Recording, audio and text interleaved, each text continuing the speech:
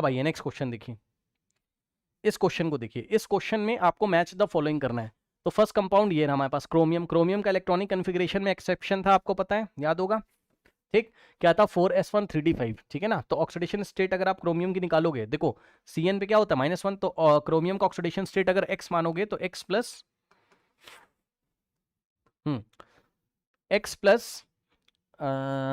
Chromium का x माना है मैंने, और Cn -1, तो 6 into -1 is equals to total है -3।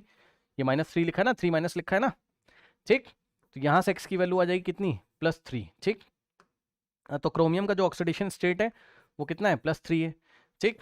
अब क्रोमियम का आप डी कन्फिग्रेशन जरा निकाल लीजिए, ठीक है। फॉर क्रोमियम अगर आप डी कन्फिग्रेशन निकालोगे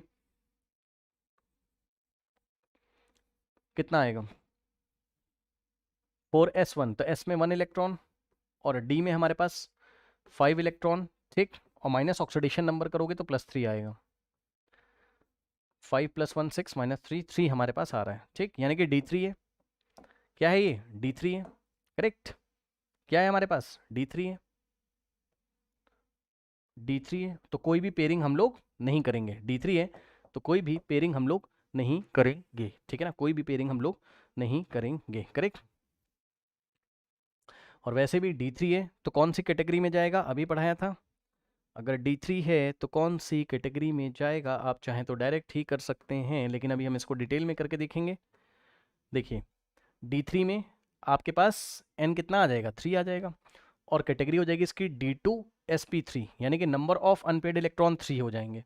नंबर ऑफ अनपेड इलेक्ट्रॉन इसके कितने हो जाएंगे, 3 हो जाएंगे। तो n की वैल्यू हो जाएगी 3, n की वैल्यू हो जाएगी क्रोमियम के लिए कितनी, 3, ठीक। और अगर आप करना चाहें तो कर भी सकते थे। अब करना क्या ही है भाई, आप 3D बनाते इस तरीके से, बताइए भाई, आप इस तरीके से 3D बनाते, 1 2 3 4 5। अब नंबर ऑफ अनपेड इलेक्ट्रॉन कितने, 3 ही तो हैं, D3 है ना।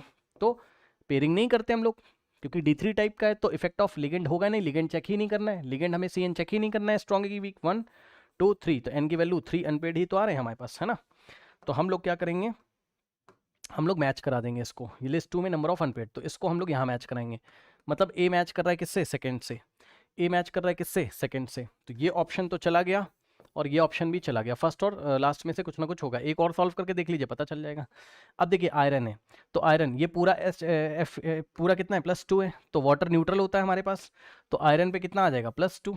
आयरन पे कितना आ जाएगा, +2।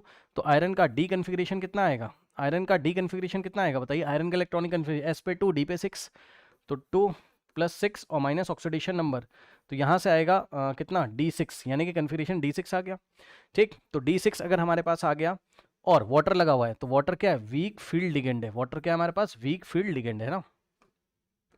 तो कहाँ पे सॉल्व करूँ, यहाँ कर दूँ। फॉर आयरन अगर आप सॉल्व करेंगे तो हमारे पास 3D में अगर आप फिल करोगे, तो देखो 3D में अगर आप फिल करोगे, ठीक, 1 2 3 4 5 है ना, ये 3D है, ये क्या है, 3D है, करेक्ट। और D6 आ रहा है, वीक है तो पेयरिंग नहीं करेंगे, यानी कि 1 2 3 4 5 और 6th वाला यहाँ आएगा। तो n की वैल्यू कितनी आ रही, number of unpaired electron 1 unpaired 2 3 4 4 आ रहा है ना।